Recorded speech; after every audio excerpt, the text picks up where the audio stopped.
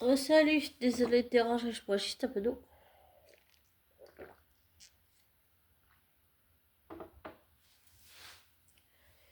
Euh, Après réflexion,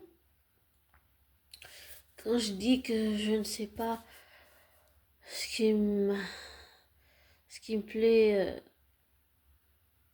on va dire, enfin, carrément, sur le fait que Robert et Thomas, William Edelston et Robert Carlyle me plaisent dans leur jeu d'acteur, leur façon de travail, leur façon de faire, en fait, chacun à leur manière.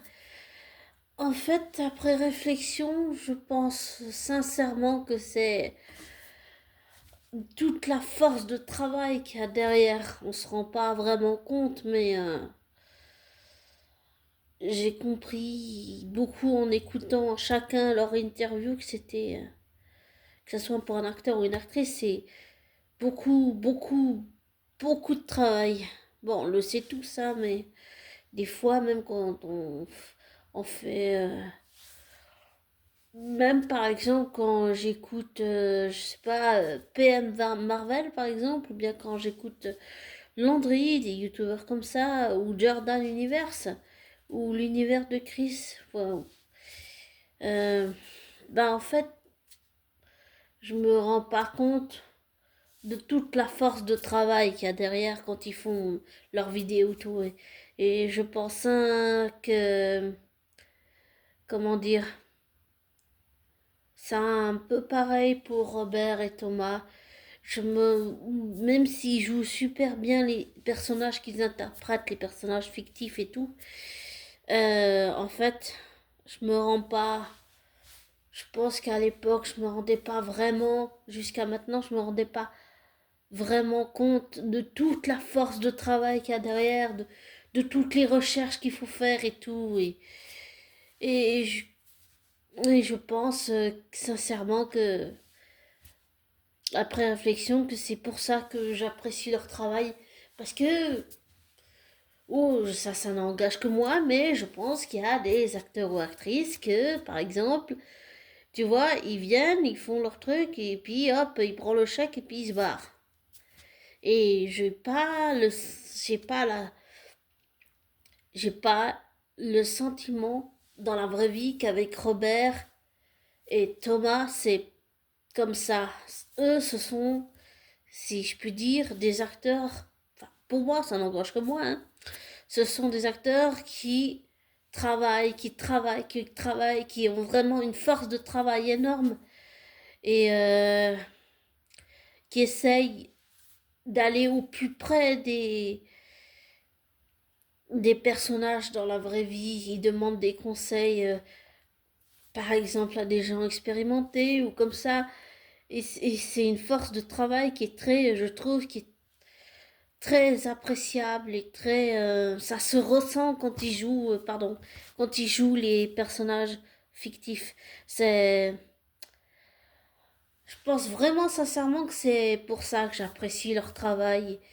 C'est toute la force de travail qu'il y a derrière, toutes les recherches qu'il faut faire. Bon, ils ont aussi chacun des équipes, hein, mais c'est vraiment intéressant. Mais je pense vraiment sincèrement que c'est pour ça que j'apprécie leur travail. C'est pas juste, oh, je prends mon chèque, puis voilà.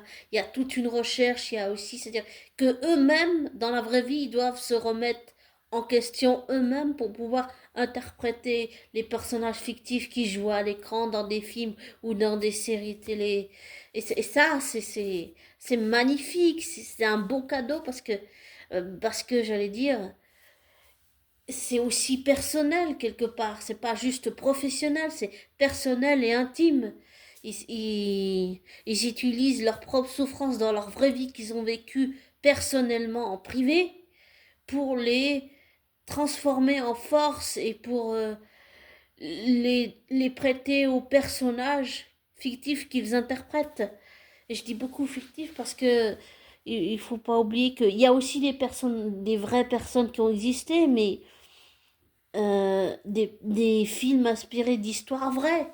Mais des fois aussi, on oublie quand même que quand on interprète, par exemple, un personnage fictif, on confond la réalité avec la fiction, même si entre la réalité et la fiction, il n'y a qu'un pas. Mais parfois, la fiction rejoint la réalité, ça aussi, ça arrive. Mais vraiment, sincèrement, je pense que j'apprécie vraiment la force de travail, tout ce qu'il y a. Et quand je dis la force de travail, c'est qu'on, je me rends peut-être encore pas compte, peut-être un peu, mais pas encore vraiment de tout le travail qu'il faut faire derrière et de toute l'énergie que ça demande, parce que c'est tellement énorme ce travail. C'est, je sais pas, c'est, et je pense vraiment que j'apprécie leur force de travail, j'apprécie tout ce qu'ils font et je suis peut-être pas objectif, mais désolé, ça oui. Mais après réflexion, ouais, vraiment, réellement, sincèrement, je pense sans hésiter que c'est tout le travail qu'ils font derrière et puis le temps qu'ils prennent vraiment pour faire les choses. C'est pas juste fait comme ça, hop, pour l'argent. C'est pas juste prendre son chèque, c'est vraiment y aller vraiment à fond, quoi.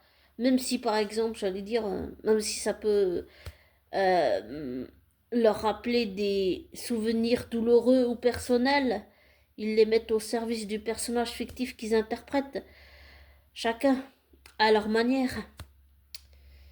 Et ouais, je pense vraiment que c'est ça. Et je sais pas si tu comprends ce que je veux dire vraiment. Moi-même, je suis pas sûre d'avoir compris, mais ouais, je sais pas.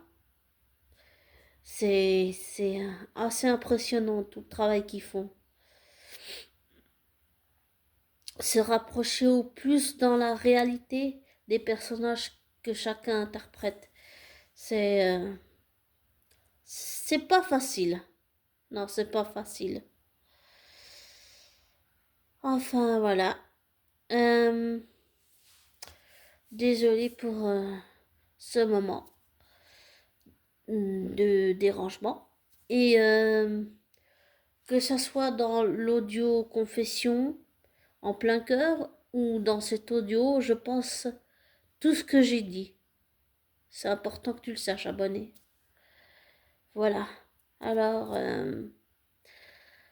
comme je te dis toujours, ne te laisse pas influencer par moi, ne prends pas pour argent comptant ce que je te dis, fais tes recherches, tes vérifications, tire-en tes propres conclusions, désabonne-toi de ma chaîne et euh,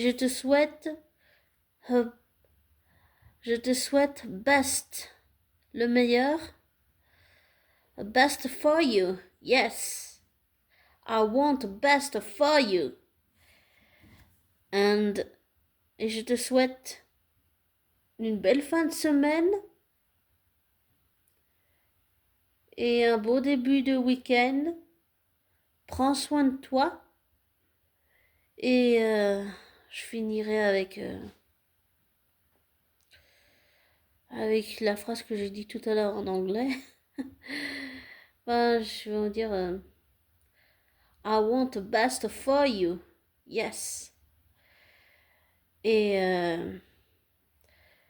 je te mérite pas, mais merci d'être là depuis toutes ces années. Et prends soin de toi, abonné. Et le meilleur dans ta vie. Bisous.